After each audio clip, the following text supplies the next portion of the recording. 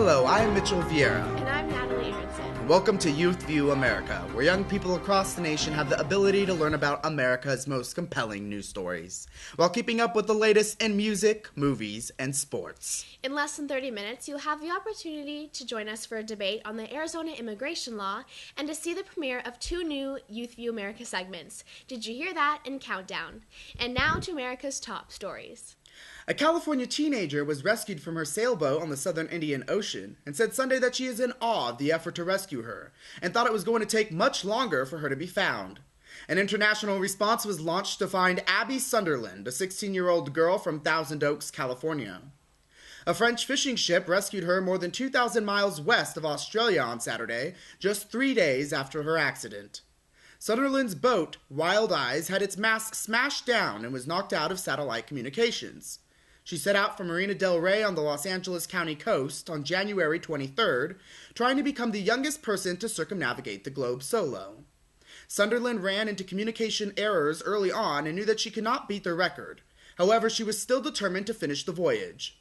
Sunderland will leave the French fishing boat in about 2 days to board a patrol boat that will take her to Reunion Island, and then to the Kerguelen Islands for further recovery. The 64th Annual Tony Awards were held Sunday evening at Radio City Music Hall in New York City. Red, the 2-man drama about the timeless tale of war between art and commerce, was a big winner of the 2010 awards, receiving the Best Play trophy and 5 other honors. 3 Hollywood stars, Catherine Zeta-Jones, Denzel Washington, and Scarlett Johansson, were first-time nominees, and each went home with a Tony.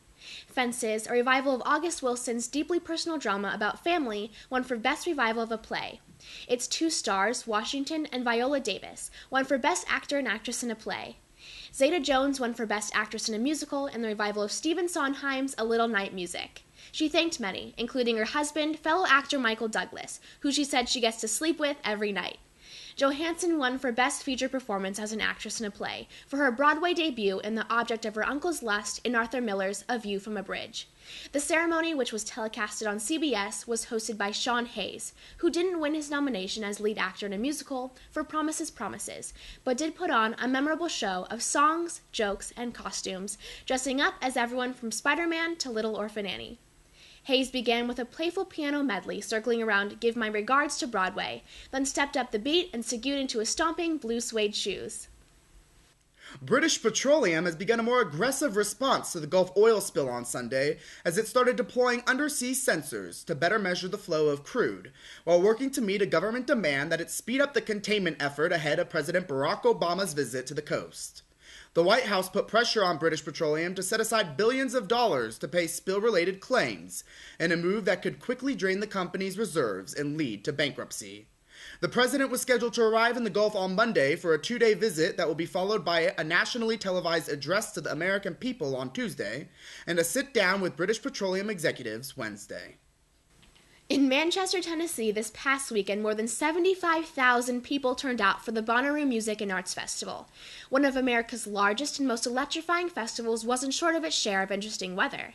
Heavy rain fell when the festival gates opened on Wednesday night, muddying the grounds.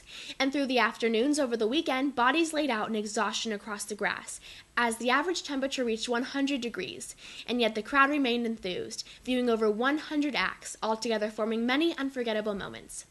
Saturday evening was home to superstars Jay-Z and Stevie Wonder.